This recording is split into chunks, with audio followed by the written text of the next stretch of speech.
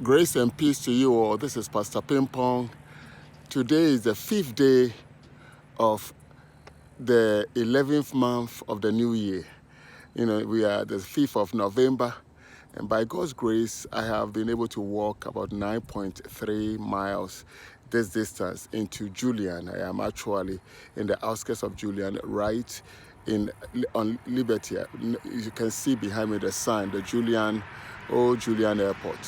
Today is the 5th day, and it is about 309 days that God has carried us through this year. We are slowly inching to the end of the year. We'll be coming to the year 2020. And by God's grace, here I am. The Lord has been so gracious to me, giving me strength every day to walk, to walk these distances, these miles. By the time I get back to Greensboro, I would have walked about 18.4 miles. That is, if I don't walk beyond that. But if I walk beyond that, I may end up walking about 21 miles or more. And then I'll break the mileage that Paul walked from Azos to Troas, or Troas to Azos. But that's, I have walked that many miles. More beyond that, I have always set on my mind, by the grace of God, to break that record of Paul. But I can't match the record of Paul. The number of miles that he walked, I can't.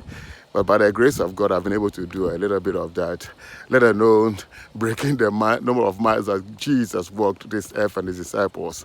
But I'm trying to, by the grace of God, and God has enabled me. Today, my beloved, walking and, for that matter, exercising is good for your heart and for my heart.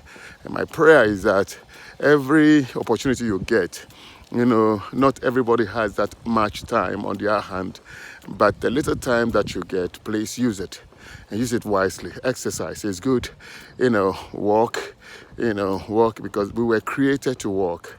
We were created to walk, we were created to run, all those things. We were also created to swim.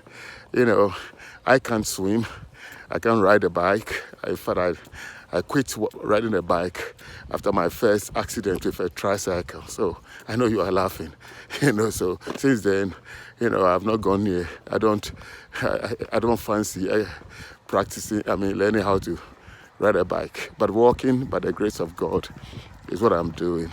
And I pray that the Lord will give you also the grace to do something, whether it be walking, jogging, or running, or for that matter, swimming, or riding a bike, at least exercise, okay? Exercise to break down the fat, break down the fatty oils that you and I take in, vis-a-vis the meat that we eat, and all those things. We need to be able to break them down. And it all comes through exercising, walking, and all that, okay? The Lord is able. He will give you the grace to do that, okay? At least he has done that for me, and I'm no better than you. I don't have that much favor before God more than you, okay? So let us seize the opportunity, the great opportunity that God gives us every day, giving us the grace to rise up from our bed, give us grace to also sleep, give us grace to walk. Let's use all for his glory, okay, for his glory. Listen, the Lord loves you so much. Above all, I want to also enjoin your hearts, in our hearts, to draw closer to God in every way, okay? Intensify our prayer lives, and also the study of his word. Listen, be an intercessor. God loves intercessors. Stand in the gap for many, okay? Carry the world on your shoulder in prayer, and you watch how God will bless you. He will expand your territory, okay? Spend time praying for others. I'm talking about quality time. Quality time. Break your heart before God. Make it look like it is you in their shoes, okay? And pray, intercede for the nations of the whole world, okay? There is war around. Pray for peace in Yemen. Yemen, pray for peace. The blood that is being spilled on a daily basis. You know, that nation, God loves them too. God loves the inhabitants of Yemen. Pray. Pray for them. Pray for Libya.